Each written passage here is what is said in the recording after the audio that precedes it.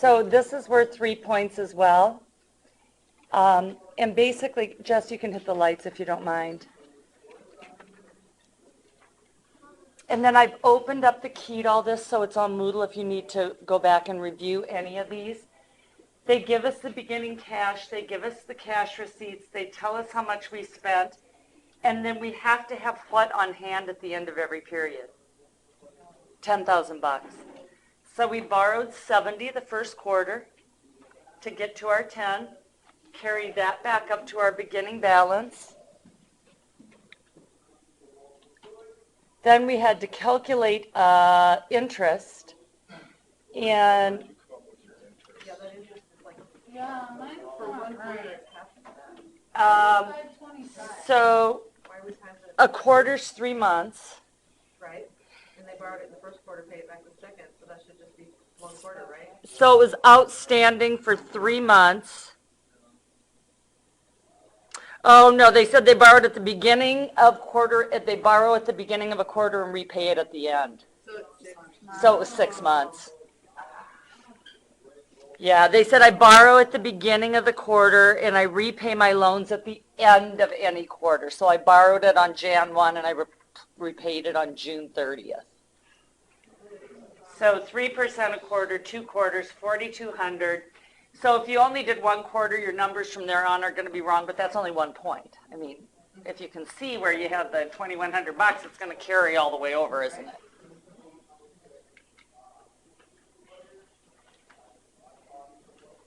And then the key is, and this is happening on a lot of our budgets, our direct materials budget, anything that's got a beginning and ending balance.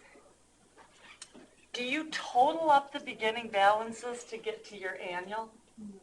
No, of course not. You pick up your beginning balance from Jan 1. And then your ending balance of 15,800. You with me? So you've got to, some rows you total. Obviously, you total all the receipts, you total all the disbursements, you total the borrowings and the repayments and the interest. But when you look at these budgets for reasonableness, you have to just ask yourself, there's no way I can give this to you to memorize, but row by row, like, does it make sense to total it, or am I going to get my beginning balance? Okay, so it's kind of just a common sense thing. So this is worth 3 points as well. You're going to tell me how many points out of 18 you got on your 6 problems. They were worth 3 points each. We graded the other 5 last week. Tell me how many you got correct out of 18 for the interest. And put them here. Please.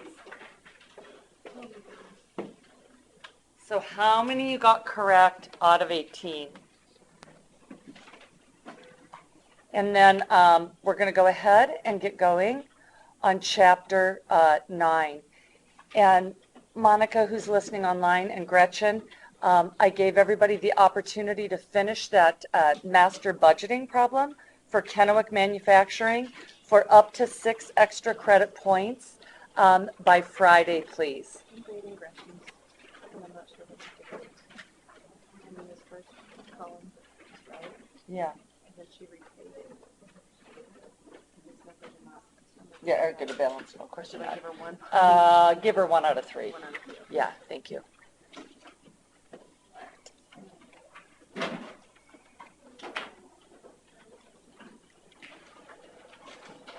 While we're getting this loaded, can you take a quick peek, please, also at page 368 in your book? At the end of each chapter is a review over the materials in that chapter. And like I said, I just posted your review for the exam that's going to be a week from Friday this morning. And I give you some multiple choice problems to work through. But I also ask you to do the reviews at the end of the 3 chapters that will be covered on the next exam. And really, I encourage you to do these from the bottom of my heart with your book closed. If you've got your book open when you do it, I think you're going to be in trouble when you come to the exam, because if you don't know how to do it, while you're studying for the exam without a book, how are you going to move into the test without your book? So what the review helps you do is like, oh boy, I can bust out 4 of these, but I need my book for the cash budget. So I better learn that and then go back and do this on my own. Okay? So is everyone with me on that? Yes, Lisa. Yes. Smiling and nodding. Okay, thank you. All right. I have everyone's homework. Awesome. Okay, chapter 9. Flexible budgeting. What the heck does that mean? Well, this is actually not a tough chapter. What we're going to be talking about in this unit, and let me just pose a question and see if you can answer it, and then I'll launch in. Let's say that I manufacture designer leather purses, and I'm budgeting for the upcoming year. And just for the ease of illustration, let's say I make one kind of purse in one color. And I assume that in the upcoming year, I'm going to manufacture and sell 300,000 of them. So I do my whole budget around that number.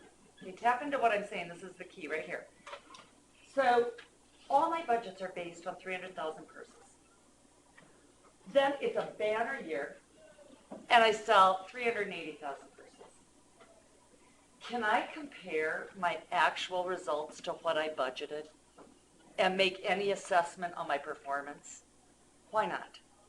The numbers are completely inaccurate. My revenue is going to be way higher.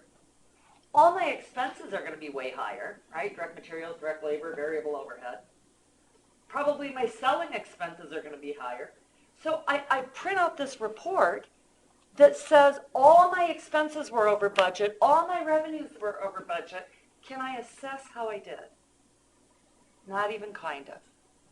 I have to get to the place where I'm preparing a flexible budget. In other words, a budget in Excel that's got all the formulas in it so that when I actually sell 380,000 purses, I can pull all those numbers over easily and compare that to my actual 380,000 purse sale and compare and calculate variances. So basically, here's what I'm talking about. God bless. When I'm sitting doing my budget before the year, I'm preparing it for a single planned level of activity. That's called a static budget. Static means a snapshot of a point in time. Okay? And we all do that. But when my actual activity isn't the same as my planned level of activity, in other words, I planned for 380,000 purses and I sold 380,000, when those aren't the same level, you can't compare what you budgeted to what you actually did. It's not going to work. It's like comparing apples and oranges, and look, he's very befuddled. I don't know what to do. Perry says it looks like me. The befuddled look. So, you have more hair than that guy. So, what's the answer? The answer is making flexible budgets. And basically, it's just what I said. It's setting it up in Excel so that any level of activity that actually occurs higher or lower than 300,000, you can just take those cells and pull them across and compare what actually happened to a budget at that activity level. So it shows costs that would have been incurred at the actual level, enabling apples to apples comparison. And it allows you down here to evaluate the performance of whoever it is you're evaluating, right? The salespeople, the production manager, the person that controls the direct materials inventory. So we're going to look at Larry's Lawn Service and use this as an example of performance evaluating. Yes, sir. So is there like a pre-built program for that, or is that something you would just build your Excel spreadsheet? Great question. The question is there a pre-built template for this, or am I going to go ahead and enter the data myself? Let me use a good example. So my husband's the controller of the youth homes. and they get reimbursed by the state for every day that a child is in their care. And there's all sorts of different levels of service, from, low-grade services reimbursed at $60 a day to very kids with intensive needs, maybe they're getting $130, $140 a day. So to build a spreadsheet that takes all that into account is very, very complex. So he's actually bought a package that piggybacks on his accounting software to do that budgeting. So it does exist, and companies with complex situations will probably spend the money on that piggyback program. But for Larry, our guy that mows lawns, we're going to be doing it in Excel on our own. Okay, so here's the scoop. Larry works in a planned community, I don't even know what that means, a gated community, I guess. And all the lawns are the same size. So you got to have your address in hand so you can find your house every night, right? Because they all look alike, cookie cutter houses. And he thinks that he's basing his June budget on mowing 500 lawns. And all the lawns are the same size, so he thought that the activity driver should be the number of lawns. Now, first let me say this. What's really critical with flexible budgets is that you choose the correct activity driver. What am I talking about? Exactly. Is it number of hours I work? Is it number of hours my machines work? Is it number of lawns I mow? Is it number of purses I manufacture? Is it square feet that I clean? What is it that drives my costs and my revenue? So that's obviously the first decision. Honestly, in this class, I'm just going to probably tell you. This is the activity driver. And when you go out into the world as bookkeepers and beginning accountants, you're not going to determine the activity driver. Someone's going to tell you. Okay, so here's his budget. I think I'm going to mow 500 lawns. Let me just make this point straight away. This whole unit, this whole chapter, the first thing you've got to pull out and show me is what's the activity driver and how many of them do I think I'm doing? How many hours am I working? How many machine hours am I working? How many lawns am I mowing? 500. So the Q through all this, that's variable costs and revenues, the Q is the number of lawns, right?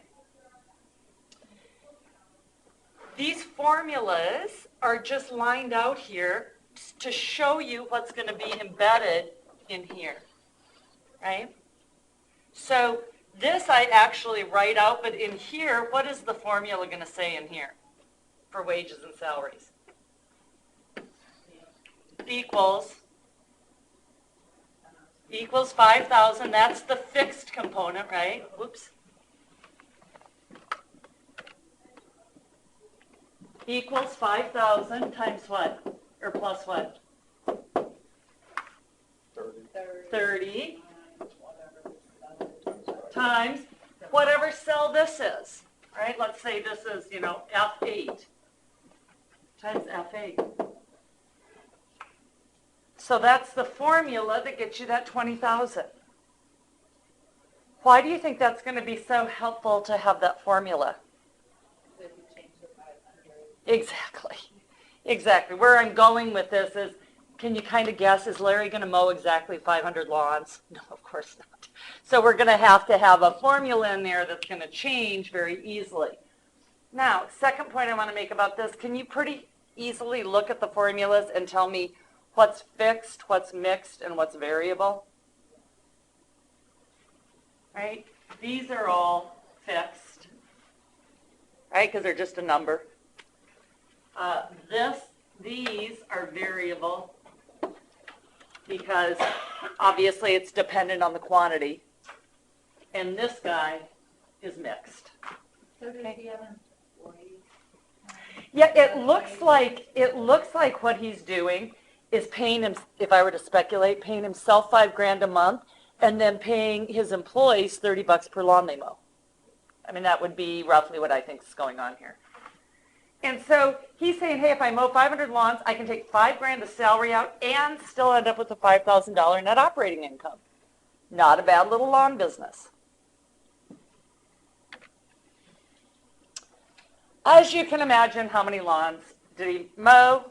500? No. he mowed 550 lawns. So what happens if you don't use flexible budgeting is all of the numbers in this column are pretty different from the planning budget, and therefore we have something called variances. What's a variance? Yeah, just a fancy word for difference. And the F and the U are favorable and unfavorable. And I don't want you to try and memorize which column's greater than the other one, F and U. I want you to think about it. So let's just take the first line. The first line's revenues, right? And he actually did 43 grand, and he budgeted 37.5. So is that a good thing or a bad thing? That's a good thing. He had more revenue than he thought he was, so that's favorable. Then I go down to wages and salaries, and he budgeted 20 and he spent 23.5. Good or bad? Bad. And so on and so forth. So somebody articulate for me why this isn't an adequate analysis or an appropriate analysis. Well, because even though the wages are unfavorable, they're still counteracted by making more revenue. Right? Yeah. Not really effective. I can't really compare the 23.5 to the 20 because, of course, the wages are going to be higher. He mowed more lawns, right?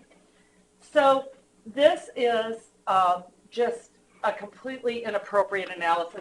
And just to make sure you understand that they've got the little apples and oranges, right? Can't do it. Invalid comparison. And then they pose the question, since these variances are unfavorable, is Larry doing a poor job controlling costs? Well, of course not. He's got to pay people to mow more lawns. Since these variances are favorable, has he done a good job of controlling costs?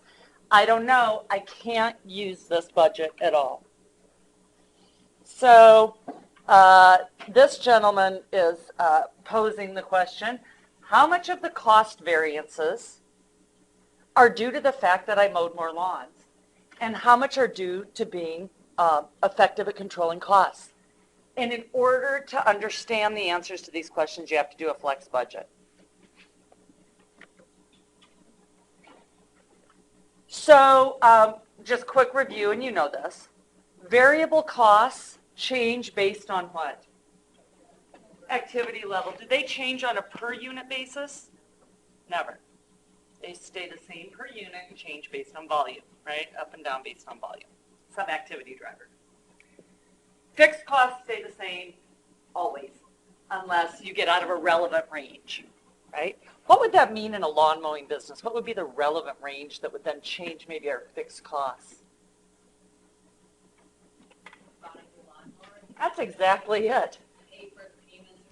Absolutely. I'm thinking, when you see lawn services, they come in on a flatbed and they've got all their gear loaded up. And so say he's got 2 of those and he's depreciating them. And then all of a sudden he gets, another 80 lawns. He needs a whole nother flatbed worth of equipment. Exactly. So my fixed costs are going to change because I'm outside of the relevant range now. So what do I really have to do? Let me see if I can get this whole thing up here. I've got to compare, okay, I'm sorry. I don't really like how they did this, but I've got to prepare a flexible budget that allows me to plug in the 550 and see what my costs and my revenues should have looked like at that level. Now, I'm going to have 2 kinds of variances now. I'm going to have variances that are attributable to the fact that I mowed 50 more lawns. That's called an activity variance.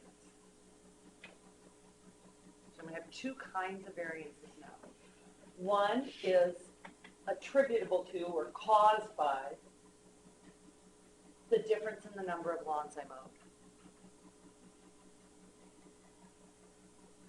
The second kind of variances are going to be called revenue or spending variances. So revenue / spending variances. And those are ones that are attributable to earning more revenue or controlling costs.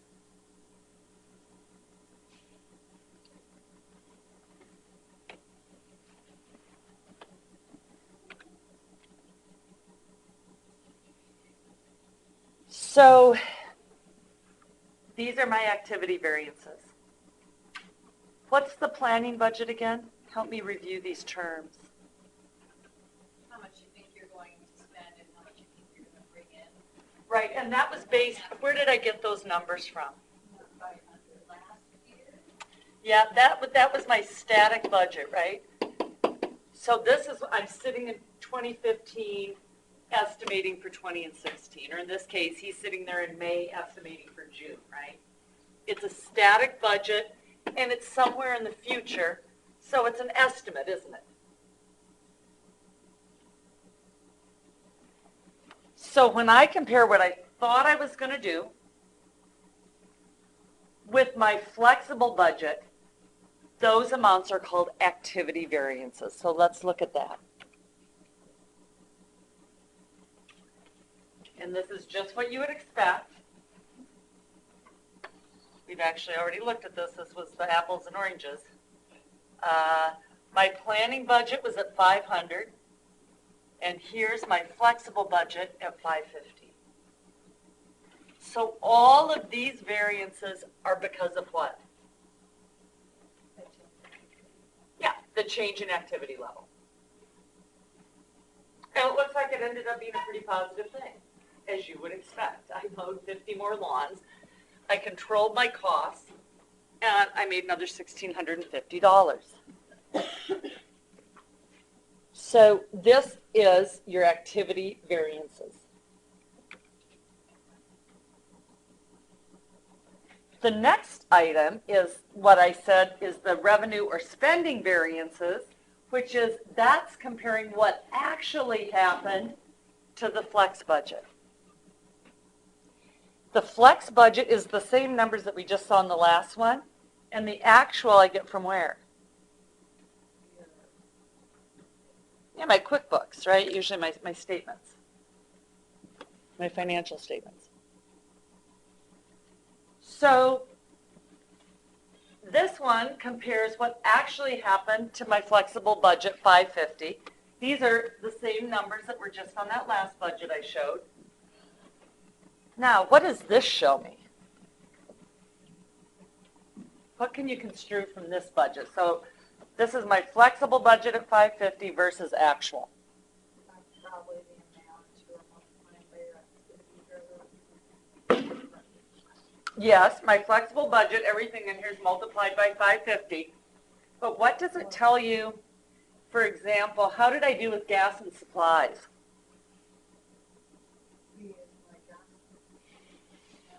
Did I control it at $9 a lawn? No. I'm comparing 550 to 550 now, and it looks like I overspent by $150. So can you construe something from that? Probably put 11 in there or something. Yeah, go ahead. Probably 11 would be a little more accurate. You know, maybe the price of gas has gone up. What was your comment? Probably the same thing, just how much gas is on. Or maybe I am finding that really it should be $9 a lawn, but I've got employees that are letting things idle, or I'm not maintaining my lawnmowers at a level where they're optimizing their fuel usage. And look at that. That just might be it right there. What does that tell us? You didn't do as much maintenance as you expected. I didn't spend as much on maintenance as I had budgeted. I budgeted $3 a lawn for maintenance. I'm underspending there, and then I'm not maybe getting, my performance that I need to here. Now, you would know all this if you're Larry, because you know exactly how much a gallon of gas costs, and that might just be it right there. Gas has gone up 10%, but it might be here. Okay. And what else can you tell me about his performance at this level? I didn't have it fixed for utilities. Fixed for utilities. Oh, yeah, his utilities, he's got as a fixed expense $1,000 a month, and it was $950. What does that say? Maybe he wasn't in his office as much. So he didn't use as much power or make as much copies or, So is that truly fixed then? no. I mean, if it's based on how much he was in the office, or how many copies he made, or how often the lights were on, then it really truly isn't a fixed cost, is it? Well, would his estimate be fixed, but his actual be kind of varying? If your utility bill varies with activity, then you shouldn't ever have called it fixed, right? Because that just gives you a confusing picture, doesn't it? And same with insurance. Now, maybe on this, I'd be more willing to say it truly is a fixed cost, and maybe he just got a new bid for the upcoming year or something, and it dropped because, he's hit the 3-year mark without a claim or whatever. I mean, but then you would expect to see it $1,000 a month or $1,200 a month. Or I guess it went up, didn't it? That it'd be $1,200 a month, from here on. So with his gas estimate, would he change that, like every time that gas went up or down, or? is that Super just good a question. ballpark? So the question is he going to be constantly modifying the variable cost for the next month? What do you think? Well, if gas jumped a lot, maybe, but. Don't you wanna overlook it rather than underlook Good comment. Personally, I always appreciate preparing for the worst and being pleasantly surprised if I end up with, $6 at the end of the month in my account. But really, what is the purpose of this? Why is Larry going to all the work to do this? To know how many longer, to know He's really trying to do this to understand his performance and understand his business, right? It's not because Larry loves playing on Excel. So what he really wants to do is always go towards the most valid data that's going to give him numbers that make sense to help him manage his business. Technically, and I have no idea, again, you would really have to be have more knowledge of the business other than what's up on this PowerPoint. But I mean, I think right there he's got a pretty big issue. I'm not maintaining my equipment enough and I'm using more gas. If that's not the issue, and really gas is now up 10%, then yeah, I think he is going to adjust it for the next month. Okay? Well, and if you got like a new lawnmower that didn't need to be maintained as much. Absolutely. And those are, and that's really, that's very typical. Did you guys hear her comment was if you get a new mower, obviously your maintenance costs are probably going to go down. You're going to have higher payment costs, but lower maintenance costs, right? So it's probably going to average out around the same. And that's sort of part of the theory of fixed asset or capital asset replacement policies. Yes. So these are called spending variances. Okay, let's just do a quick review as to what we've just looked at. Okay, help me out. Let's go back to the shoes. I'm whatever, XYZ company. And I think that I'm going to produce 300,000 pairs of shoes in the upcoming year. Where does that go on my budget? My flexible budget. Huh? Per cube. That's got to be, that's the very first thing I have to line out. And, let's just say pairs of shoes.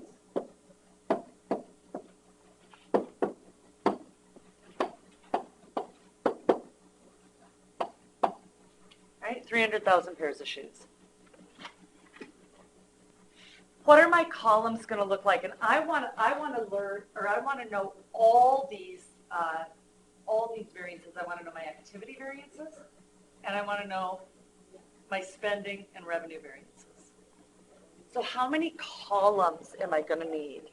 And I want you to just take a second and think about it and see if based upon what we've just done, we know we've got to show what the formulas are somewhere. We know that we've got a planned budget, the whole budget that I prepared at this level, right? We know that we need a flexible budget, and we know that we need actual results. So just take a second, and I don't care if you've got it in the right order or not, I'm going to share that with you in a moment, but put what you all think we're going to need up here to show the full picture.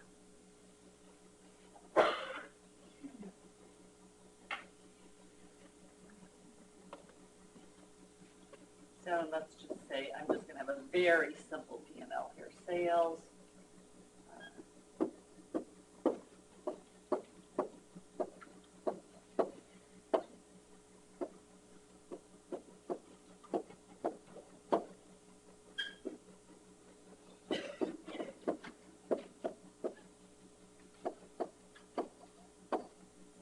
Let's just say super, super simple.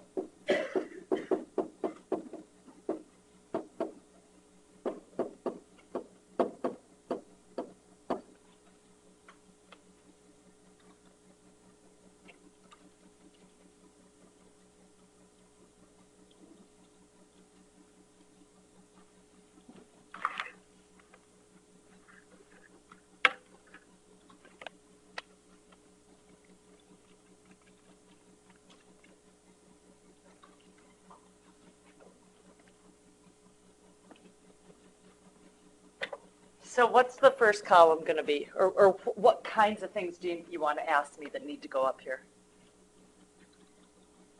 Can you do the flexible budget based upon what I have? Or a planned budget? Sorry, let me re-ask that question. Based upon the data that's up here, which column can you prepare at this point? Only the plan. I'm sitting here now in 2015 saying, in 2016, I think this is what I'm going to do. So right at this point, you can do the plan budget. Go ahead and do it. Set it up in Excel and tell me what you think.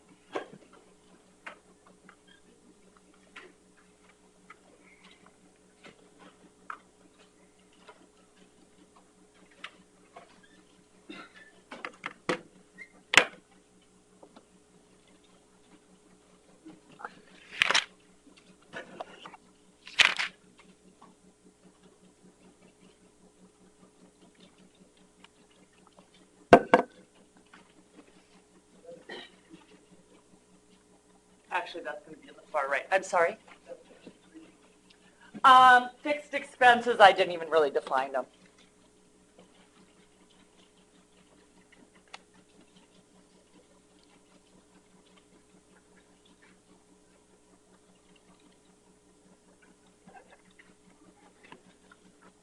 Okay, I'm going to just do it up here because I started it here. I kind of wish I would have started it in Excel, but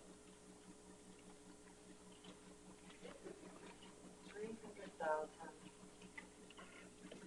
designer handbags, 24 million.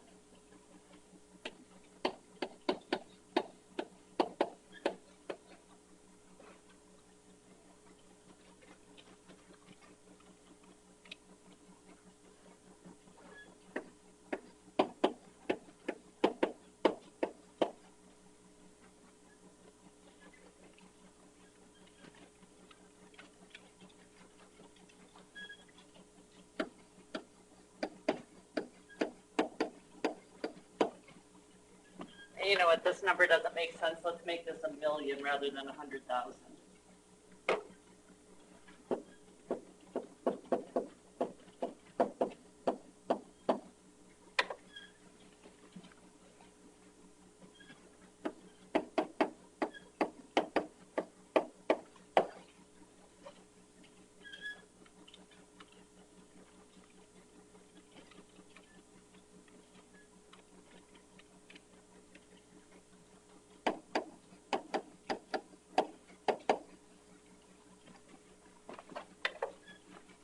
So if all goes as planned, I'm going to have net operating income next year of 13,576.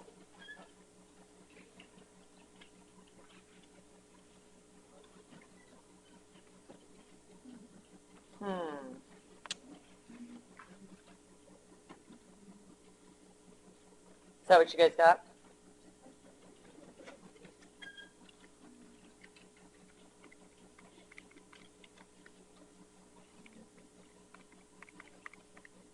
Oh, no. Did you get 10,400? 24 million. I got a bunch of zeros too, Minus 10 million. I had 10 million. I got 10.4. Yep, sorry.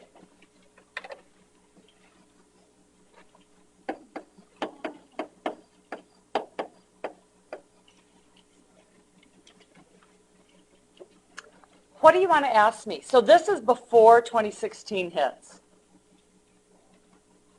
Now I'm at the end of 2016. What do I want to analyze? How well did I actually perform? What did I do? Okay? So ask me some questions. How many pairs of, how many handbags did you sell? Let's see, do I have blue now? Okay, let's do a different color here. What I actually did,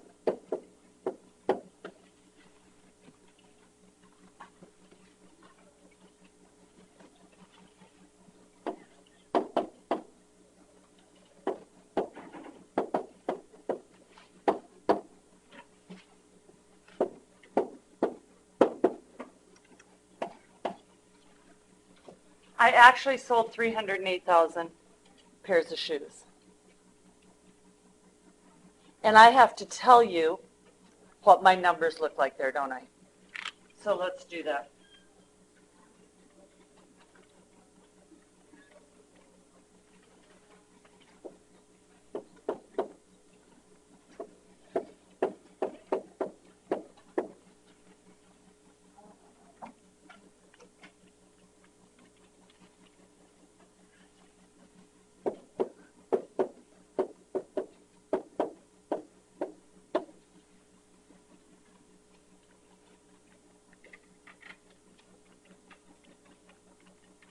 And where would these numbers come from in the real world again? I'm sorry? Yeah, I pull them from my QuickBooks.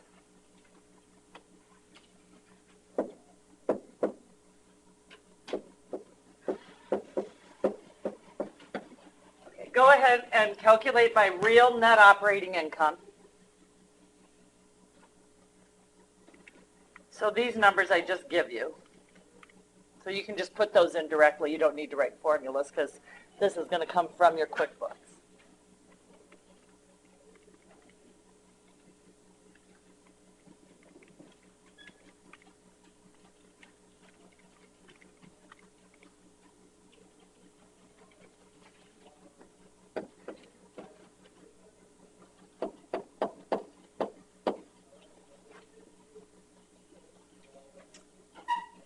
So does that look like what you got for your actual performance?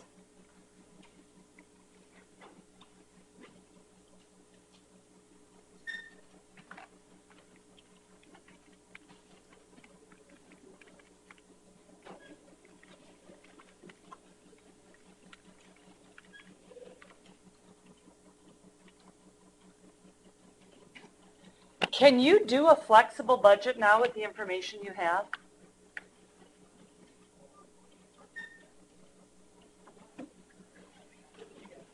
Sure you can. And that's going to go right in the middle.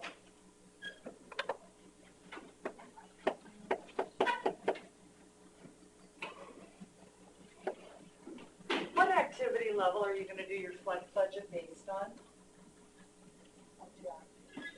Yeah, I've got to use the 308,000 here, don't I?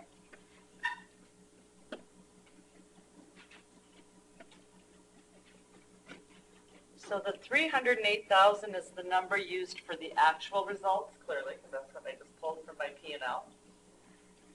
I have to use those numbers in my flex budget. So for example, what's your formula going to look like for flex budget at the 308,000 level? Equals what?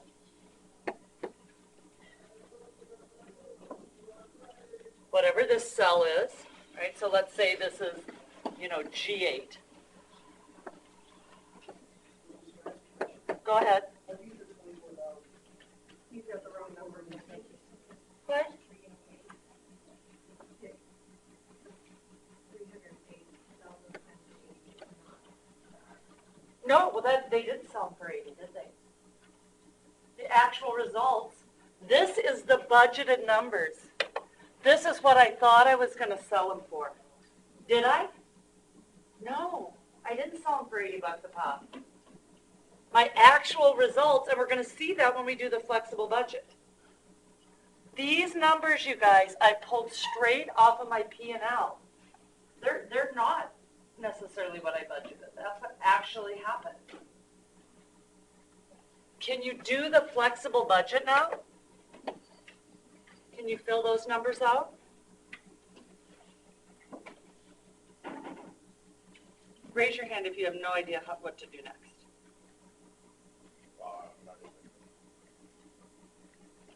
I mean, did you just give us those numbers? I did. I pulled these right from my P&L. Okay, that's what I'm looking for. The actual numbers, you guys, came straight from my P&L. And they may, what you budgeted, I can almost guarantee you is never going to be what actually happens. Material costs went up, labor costs went down. The market was flooded, so I had to drop my selling price. I mean, whatever. I gave a volume discount to my buyer. So start completing, please, the flexible budget. Okay. Yeah, my Here, I'm numbers gonna- aren't- my numbers aren't even freaking No, I'm here, let me help you. Go ahead, Justin. Let's look. Okay. First off, let's give ourselves a little bit to play here. Okay. So here's, getting fresh. Let's get this over here.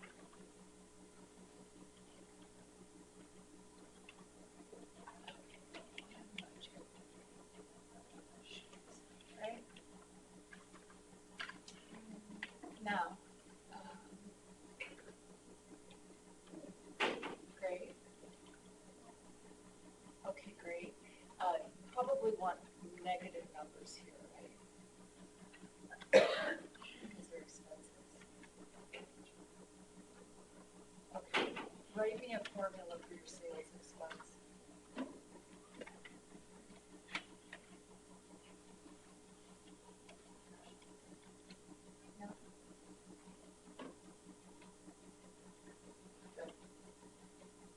Yep, and then I think this is $1 million.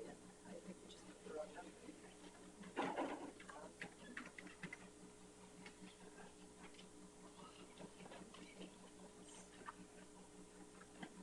Go up here to get your auto sum.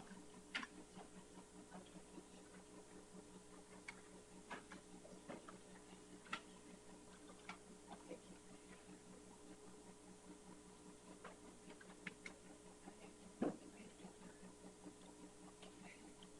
Auto sum. Okay.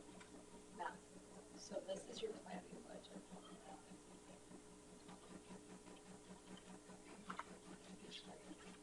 Now,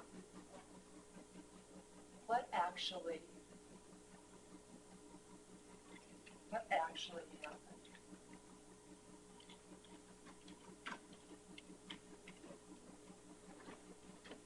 How many pairs of shoes did I actually sell?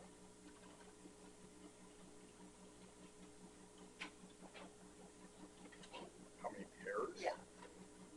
I told you. Yeah, well, I wasn't even there yet, so I don't know. So your actual numbers, is that what you're Yep, talking yep. about? How many pairs of shoes did I actually sell? 380, right?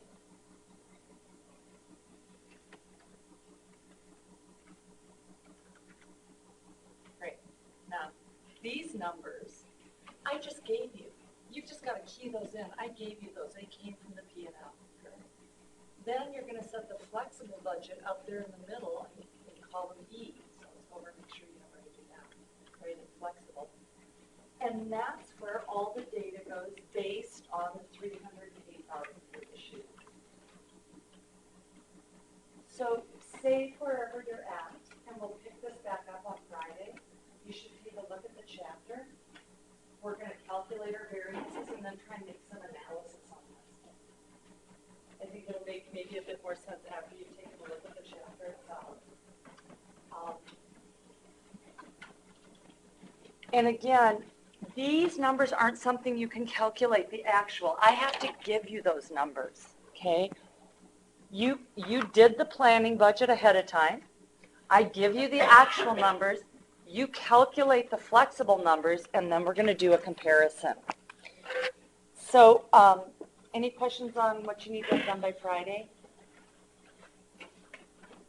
Okay, I'm going to go ahead and save this.